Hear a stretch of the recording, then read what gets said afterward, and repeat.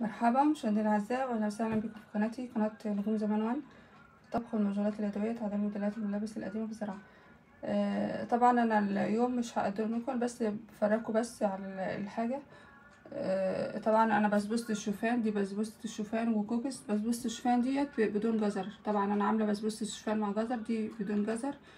دي عباره عن كوبايتين، 3 كوبايات من الشوفان، وكوبايتين حليب، وكوبايه جوز الهند، ونص كوبايه سكر، ونص كوبايه زيت. طبعا حاطه لوز مبشور على الوش. دي بالنسبه لبسبوسه الشوفان.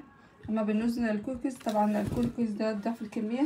انا طبعا الكوكيز ده انا عاملاه سابق، كان عامله طبق واحد. دي 3 كوبايات من الدقيق، يعني الكميه اللي انا عاملاها سابق. كوكيز مع باميه بشوفوه.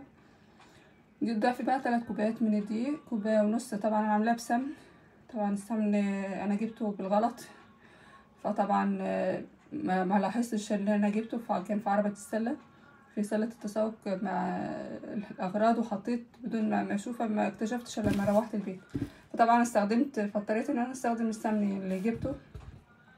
فدي كوبايه ونص من السمن، و3 كوبايات من الدقيق، ونص كوبايه سكر بني، ونص كوبايه من الحليب، ومعلقه كبيره بيكنج باودر، ومعلقه نص معلقه صغيره ملح،